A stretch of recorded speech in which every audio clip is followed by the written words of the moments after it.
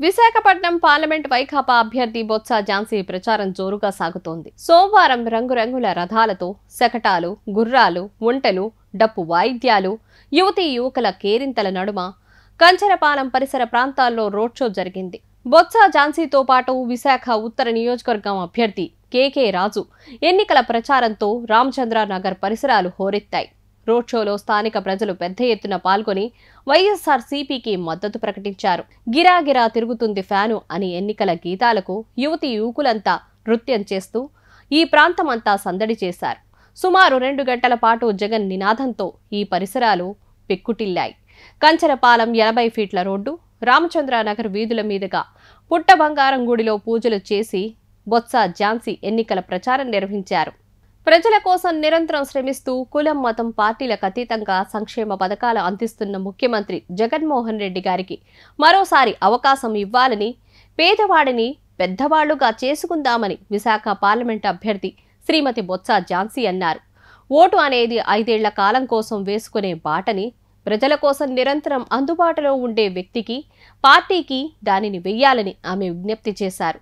Bheemili assembly అభ్యర్థి ముత్తంశెట్టి శ్రీనివాస్తో కలిసి సోమవారం నాడు రిషికొండ స్వర్ణభారతి నగర్లో ఆమె ఎన్నికల ప్రచారం నిర్వహించారు. ఈ సందర్భంగా మాట్లాడుతూ ఎన్నికలప్పుడు మాయమాటలు చెబుతూ ఎన్నికలైన తర్వాత మళ్లీ మనం మొహం చూడని వారికి ఓటేస్తే మన వేలితో మన కన్ను పొడుచుకున్నట్లు అవుతుందని హెచ్చరించారు. ఇచ్చిన మాట నిలబెట్టుకుంటూ ప్రజా సంక్షేమమే ధ్యేయంగా పనిచేస్తున్న ముఖ్యమంత్రి వైఎస్ జగన్మోహన్ రెడ్డి గారికి ఆయన ప్రతినిధులుగా ఎన్నికల్లో నిలబడుతున్న తమకు ఓటు వేసి మద్దతు పలకాలని ఆమె విజ్ఞప్తి చేశారు. దళారీల ప్రమేయం లేకుండా సంక్షేమ ఫలాలు అందిస్తున్న వారిని బలపరచాలని ఆమె కోరారు. పేదవాళ్లంటే చిన్న చూపు చూస్తూ వారు ఎదగడం ఇష్టం లేని చంద్రబాబు నాయుడు గారి లాంటి వారి మాటలు నమ్మొద్దు, తస్మాత్ జాగ్రత్త అంటూ హెచ్చరించారు. ఈ విషయంలో పొరపాటు చేస్తే పాతాళానికి తొక్కేస్తారని అన్నారు.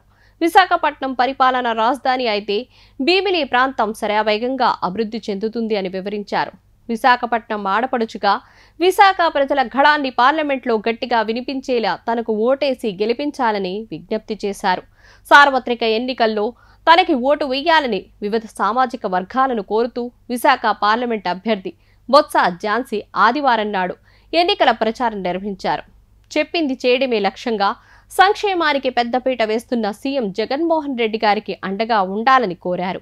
విశాఖను పురోభివృద్ధి చేసుకోవాలి అంటే 1,00,000 కోట్ల రూపాయలు ప్రణాళికతో సిద్ధం చేసిన విజన్ విశాఖ అమలు కావాలి అంటే జగనన్న మరోసారి ముఖ్యమంత్రి కావాలని అన్నారు.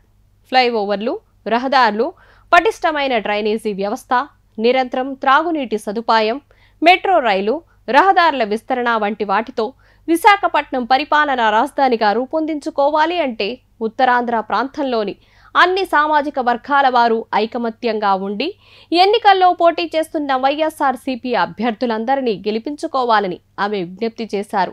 రాజకీయంగా అన్ని సామాజిక వర్గాలకు, ముఖ్యంగా బడుగు బలహీన వర్గాలకు అవకాశాలు కల్పిస్తున్న జగనన్నకు బాసటగా నిలవాల్సిన అవసరం ఉందని ఆమె కోరారు. పేదరికం అనేది చదువులకు ఆటంకం కాకూడదని, ప్రతి పేదవాడికి ఉన్నత విద్య అవకాశాలు కల్పిస్తున్న మన జగనన్నని మళ్లీ సీఎం చేసుకోవాలని ఆమె కోరారు. అలాగే ఆరోగ్యశ్రీ ద్వారా విస్తృతమైన వైద్య సేవలు అందిస్తూ దేశానికి ఆదర్శంగా నిలుస్తున్నామని, అటువంటి ప్రభుత్వానికి వెన్నుదన్నుగా ఉంటూ ఓట్ల రూపంలో ఆశీస్సులు అందించాలని విజ్ఞప్తి చేశారు.